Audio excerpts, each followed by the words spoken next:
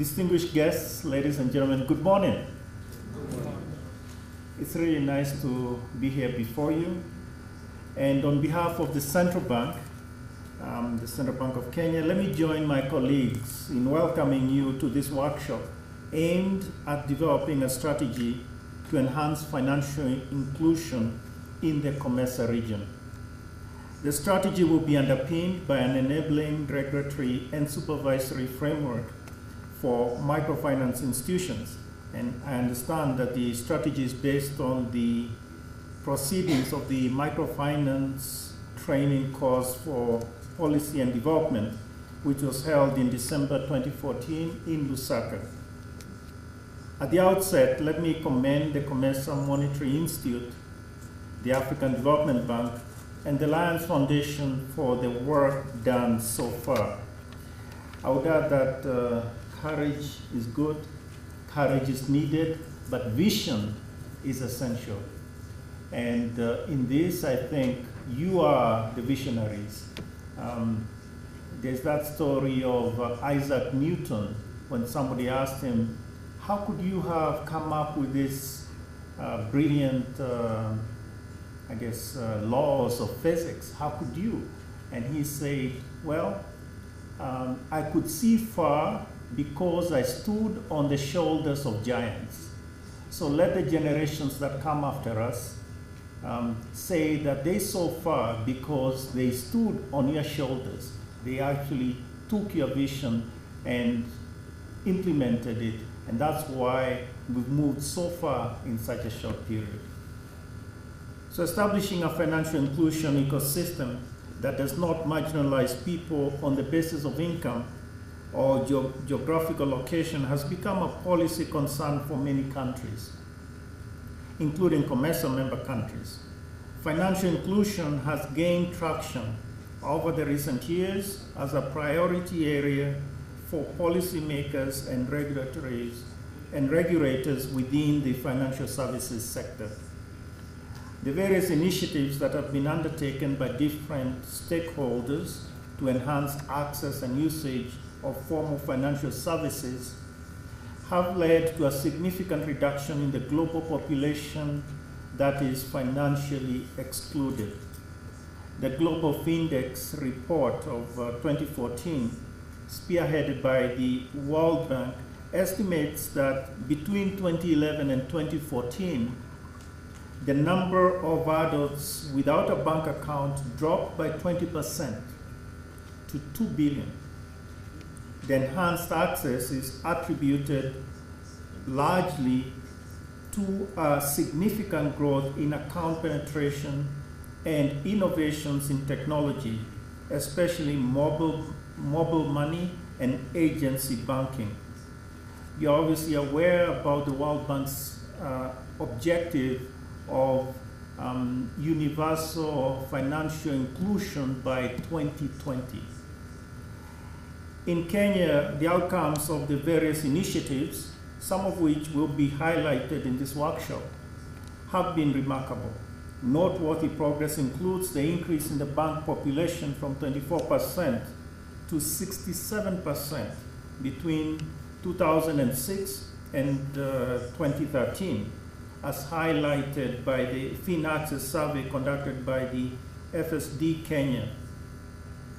A geospatial survey that was conducted in 2013 also estimates that 76.7% of the Kenyan population is within a 5-kilometer radius of a financial access point.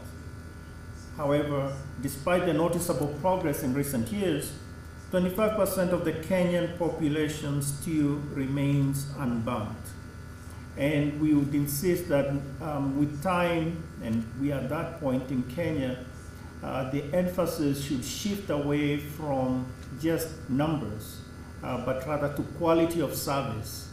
And in this and other objectives, and in this, I hope our Kenyan colleagues will explain to you a new initiative that we are about to launch, the Emma Keeper, through which we hope to increase savings, in fact, transform the way savings are done by the middle class and lower class.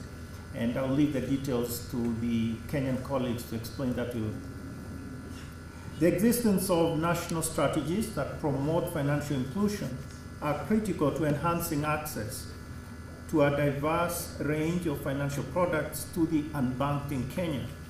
The mandate of the government to enhance the deepening of financial markets by fostering access, efficiency, and stability is captured under Kenya's Vision 2030. The central bank's approach to achieving its role under Vision 2030 is centered on the promotion of an enabling legal and regulatory framework that fosters the development of a diverse range of financial service providers while guaranteeing its dual mandate of financial stability and financial integrity. Central to this objective has been the licensing and regulation of microfinance banks.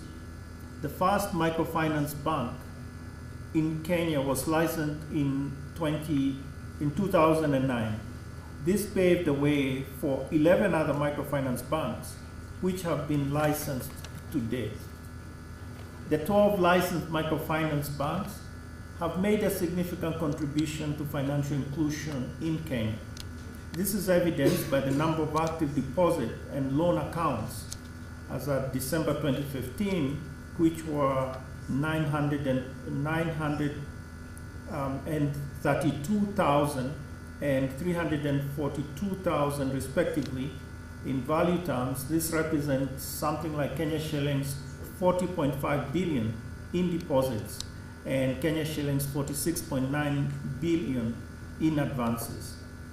Further, microfinance banks have a footprint of 1,009 branches and 1,154 agents as of December 2015.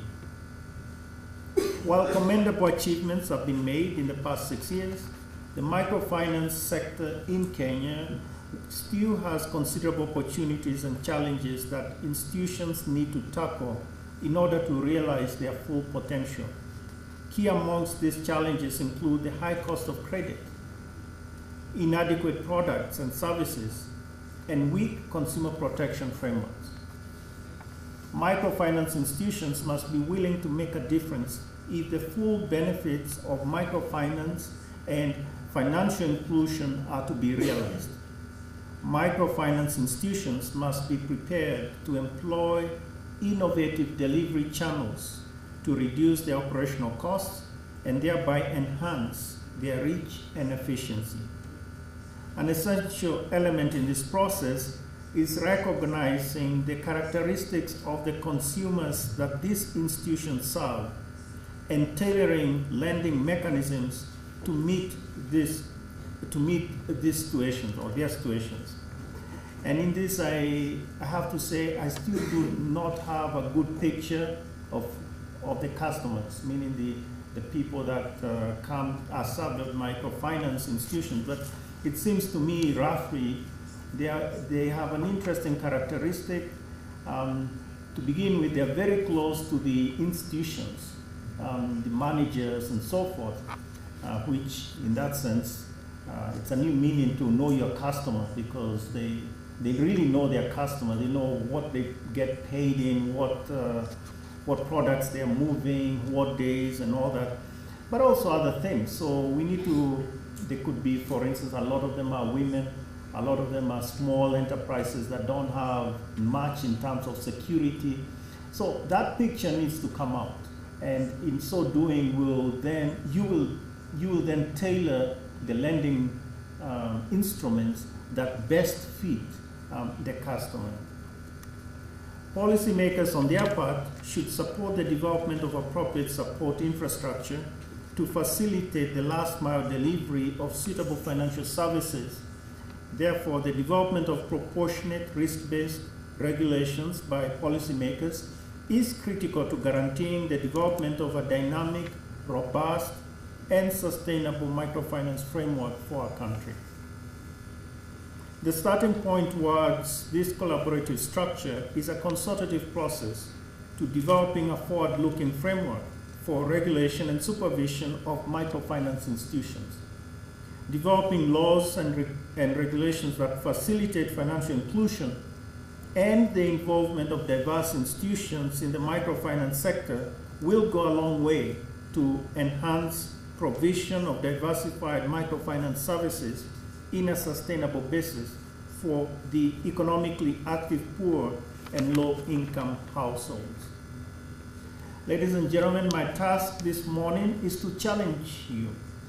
And as I conclude, my expectation is that the ideas to be presented and discussed over the next few days will form the basis for development of robust and sustainable national strategies for microfinance. I hope that by the end of this workshop, you will have come up with a model COMESA strategy for microfinance regulation and supervision that will enhance financial inclusion in the region. Such a model strategy will not only provide a yardstick for microfinance regulation and supervision, but will also go a long way in the harmonization and convergence of these practices, and ultimately contribute to monetary integration in the COMESA region. You have an opportunity to share experiences and access a range of novel policy interventions that allow the unlocking of the benefits of financial services innovations. I wish you a very fruitful deliberations over the next few days, and I look forward to the outcomes of your deliberations. Thank you very much.